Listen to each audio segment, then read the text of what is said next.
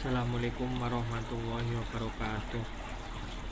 Eh, untuk kali ini saya akan mempresentasikan tentang proposal proyek tentang Nahl Digital Honey ya, tentang proyek bisnis madu yang syariah secara islami. Platform madu syariah digital yang menjamin keaslian, transparansi, rantai pasok,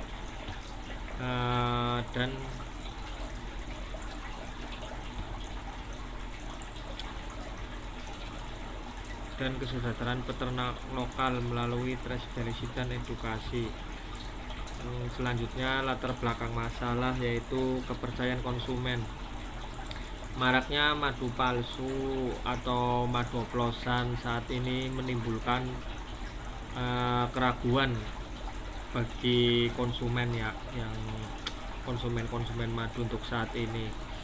Kemudian peternak terpinggirkan, peternak lokal mulai terpinggirkan atau terjebak rantai distribusi panjang, harga ditekan oleh tengkulak yang ingin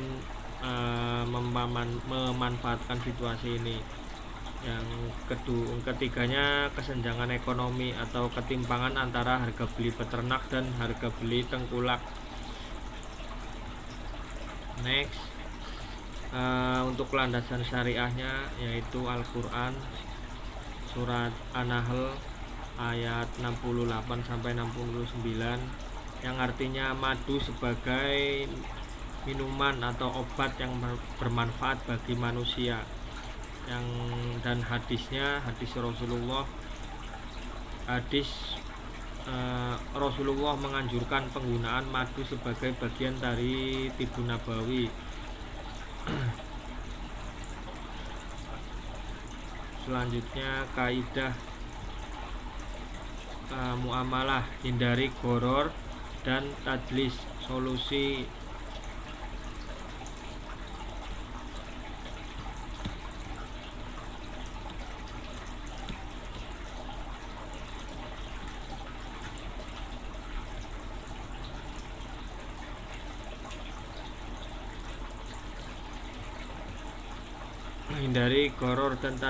solusi transparansi digital untuk mencegah penipuan. Untuk selanjutnya ada deskripsi produk, layanan. Kita menggunakan digital traceability atau QR ya, QR unik dan blockchain sederhana mencatat perjalanan madu dari sarang ke konsumen. Ada laboratory report access, unduh sertifikat uji SNI per batch untuk memastikan kadar air dan kemurniannya. Yang selanjutnya ada education hub, yaitu konten edukasi atau cara mengenali madu asli, waktu konsumsi sunnah, dan tips kesehatan secara islami, yaitu penggunaan madu itu seperti apa dan tips untuk kesehatan itu seperti apa dan tips-tipsnya. Untuk selanjutnya ada value proposition, yaitu kualitas, jaminan madu murni 100% rauhani tanpa pemanasan atau bahan pengawet, transparansi, pelacakan digital asal peternak dan lokasi panen yang dapat diverifikasi. Dan kita ada etika bisnisnya, harga beli adil bagi peternak lokal atau fair trade syariah dan akad transparan. Untuk selanjutnya analisis pasar dan kompetitor, target pasar keluarga muslim urban atau milenial dan Gen Z ya, dengan literasi digital tinggi, yang suka main TikTok, yang suka main scroll sosial media. Kompetitor, merek pabrik besar seperti untuk saat ini kan sudah banyak ya merek-merek pabrik besar yang menghasilkan madu. Posisi Nahl Boutique Honey brand, keaslian dan bukti digital sebagai pembeda. Nextnya model bisnis syariah, itu satu, agak mudarobah bagi hasil antara investor dan pengelola sesuai kesepakatan.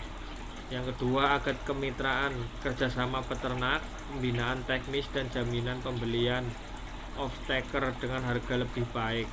Agak murabahah, yaitu transaksi jual ke konsumen dengan transparansi harga dan margin bila diperlukan. Strategi pemasaran sesuai etika Islam, yaitu sidik jujur ya. Seperti kita tahu, sebagai pedagang kita harus jujur dalam menjual produk kita, yaitu tidak menutupi cacat produk dan menghindari klaim berlebihan tanpa bukti ilmiah. Ya, misalkan kita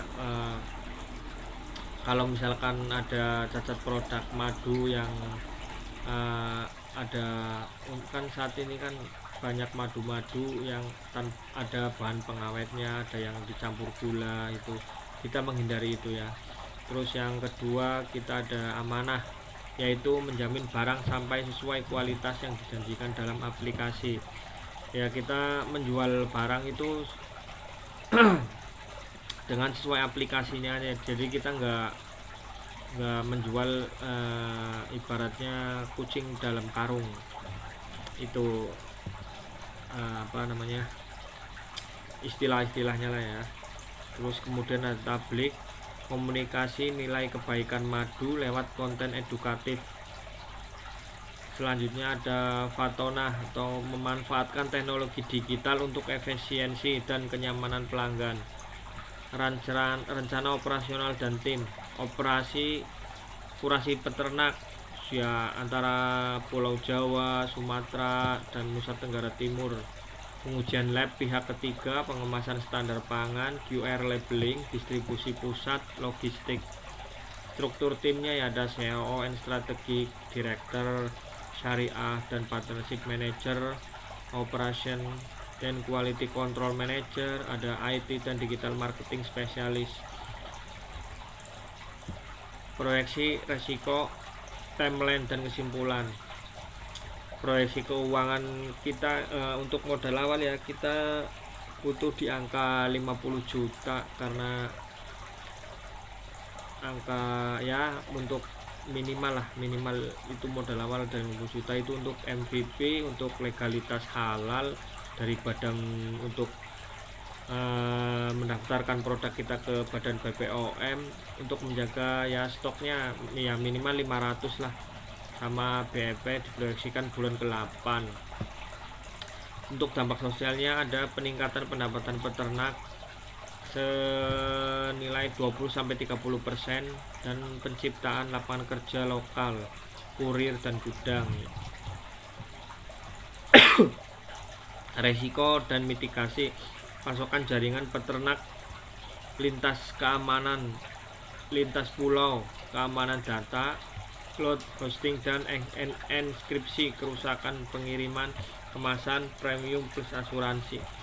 Yaitu resiko kita kan karena kita misalkan punya pabrik yang di Pulau Jawa, kita resikonya jauh dalam pengiriman madu. Misalkan kita menghasilkan madunya dari Nusa Tenggara Timur, dari Sumatera, ya resikonya ya kemasannya, keamanannya lah ya. Demikian presentasi dari saya. Untuk kali ini saya ucapkan terima kasih. Wassalamualaikum warahmatullahi wabarakatuh.